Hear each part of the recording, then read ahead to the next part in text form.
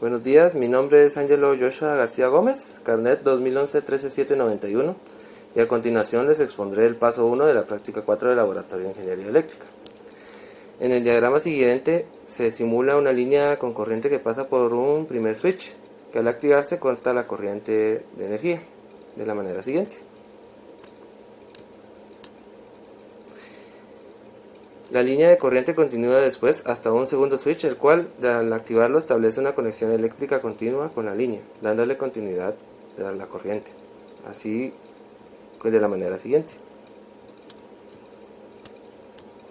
Después la línea se encuentra con una bobina, la cual recibe la energía de la línea viva y se carga hasta concluye la carga tirando la energía después a un neutro o a tierra, como habíamos establecido para evitar cortocircuitos. Y así también se concluiría también el diagrama de corriente eléctrica. Mi nombre es Carlos Elía Mezquita Recinos, carnet 2017-08923. A mí me tocó la parte número 2. Daré una breve explicación sobre este paso.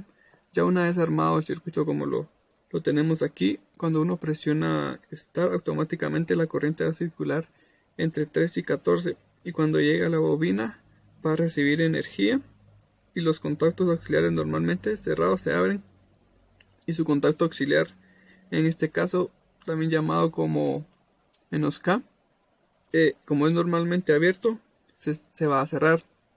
Entonces vamos a dar procedimiento a correr el circuito.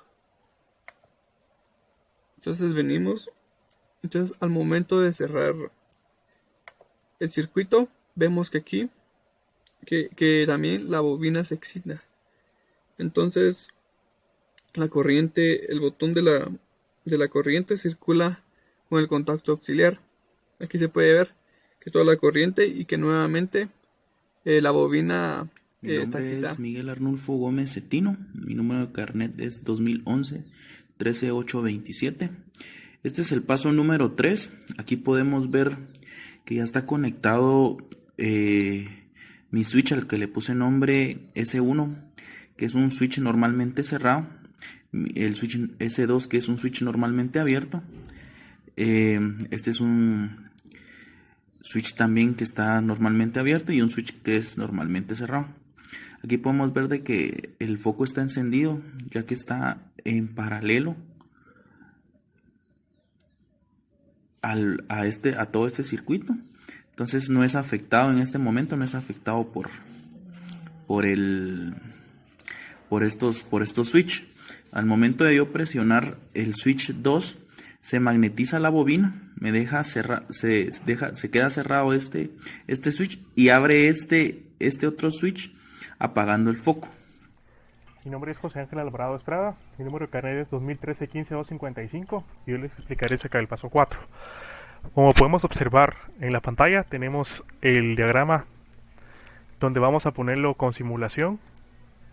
Entonces podemos observar que a través de la alimentación fase, que es donde va a entrar la corriente eléctrica, es transportada por el cable de fase, y ese cable de fase pasa por un contactor auxiliar que está cerrado.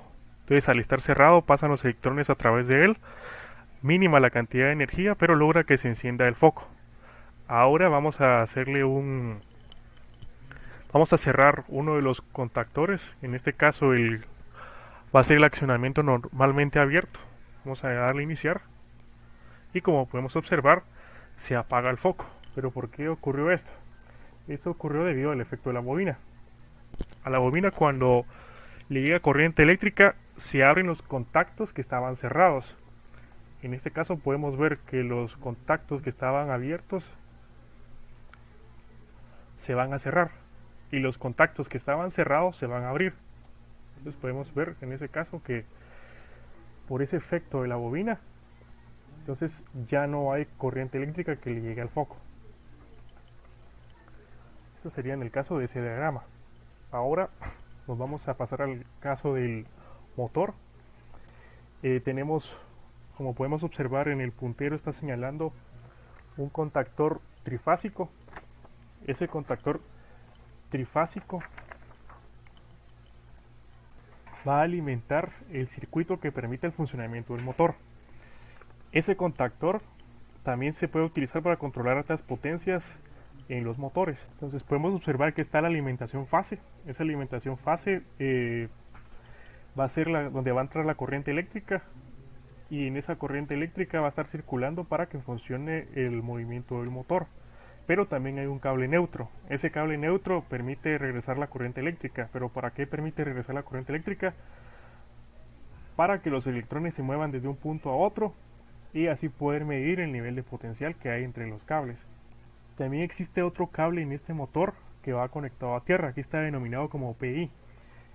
Ese cable no lleva corriente eléctrica, pero es para proteger el aparato, en este caso el motor, porque el cable de toma de tierra atrapa y expulsa la corriente eléctrica, y eso evita que se dañe el equipo, en este caso el motor.